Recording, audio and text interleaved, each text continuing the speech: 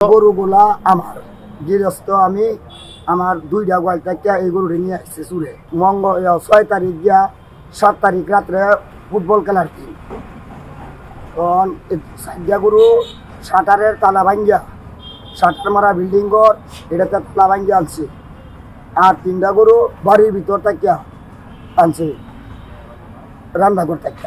আমি সোয়াগের থেকে আইসি মোবাইলও দেখিয়া হ্যাঁ এই 2টার সময় গরু আমার গয়ল রয়েছে 3টার সময় গয়ল গেছি গিয়ে দিহি আমার গয়ল গরু নাই ওই গয়ল বড় সিন মারা যখন বড় সিন মারা তখন দ্বারা ভাঙি গেছি গিয়ে দিয়ে গয়ল গরু নাই তখন আমি মোবাইলও দেখিয়া আইসি আমি আমার গরু পাইছি না।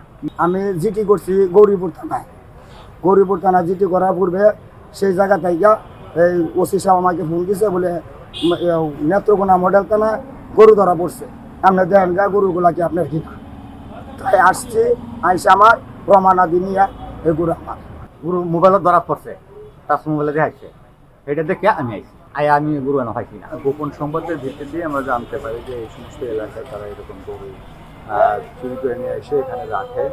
তো গোপন সংবাদের ভিত্তিতে আমি আমার অফিসার ফোর্স যারা ছিল তাদেরকে আমি জানাই, তাৎক্ষণিকভাবে তারা সেখানে যায়। দীর্ঘ একটা অভিযান পরিচালনা করে অভিযান পরিচালনা শেষে প্রথম দিন আমরা প্রথম অভিযানে মোট 13টা গরু উদ্ধার হচ্ছে এবং পরের দিন আবার মামলা রুজু হয় এবং ওই মামলার তদন্ত করতে গিয়ে আরও 4টি গরু উদ্ধার করে মোট 17টি গরু উদ্ধার করা হয়।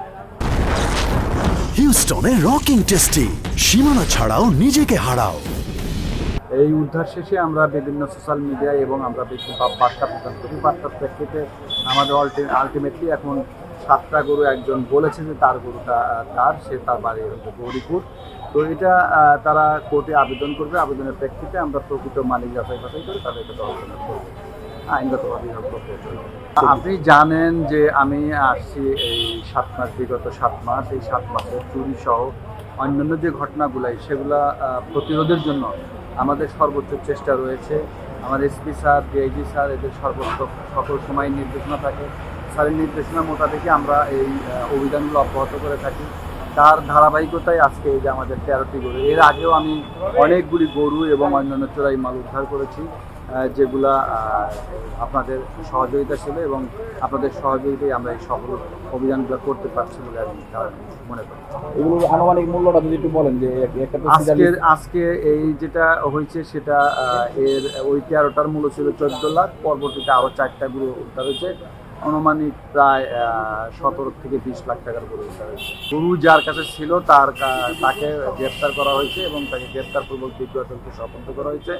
আর আপনারা জানেন যে একটা বাড়িতে অভিযান করলে তো অন্যান্যরা সবাই চলে যায়, তারপরেও আমাদের তদন্ত অব্যাহত আছে। এই সংক্রান্তে যে সমস্ত যারা এর সাথে সম্পৃক্ত প্রত্যেকেই আমরা আইনে তো আমরা ইনশাআল্লাহ